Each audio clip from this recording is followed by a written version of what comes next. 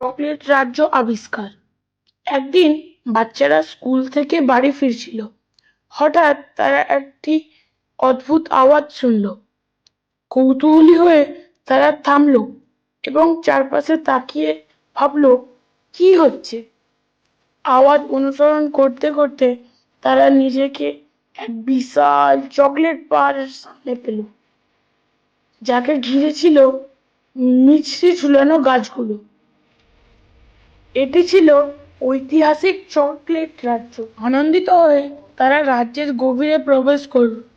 তারা চকলেট ঝর্ণা পেরিয়ে নরম চকলেট তুষারের মধ্যে হেঁটে গেল। আরো কিছুটা এগিয়ে তারা দেখতে পেল এক চকলেট পুকুর, যা সূর্যের আলোতে ঝিলমিল করছিল। তারা যখন মিষ্টি পরিবেশ উপভোগ করছিল, হঠাৎ এক বিশাল আওয়াজ শুনতে পেল। তাদের চমকে দিয়ে এক বড় চকলেট ড্রাগন বের হলো, যার আখরোটের মতো চকচকে স্কেল ছিল।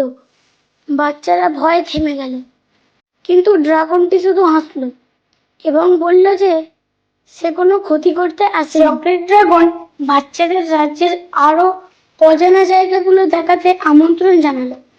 সে তাদের নিয়ে গেল চকলেট গাইজার, মিছরিবর্তী গুহা এবং ঘুরে বেড়ালো চকলেট দুধের লেকের দিকে। তারা সারাদিন ধরে মিষ্টি সব জিনিস উপভোগ করলো। দিন শেষ হওয়ার পথে বাচ্চারা বুঝতে পারলো চকলেট রাজ্য তাদের জীবনের সবচেয়ে দারুণ অভিযান দিয়েছে। তারা জানলো তারা যখন চাইবে চকলেট রাজ্য তাদের জন্য অপেক্ষা করবে, আর চকলেট ড্রাগন তাদের সঙ্গী হয়ে থাকবে।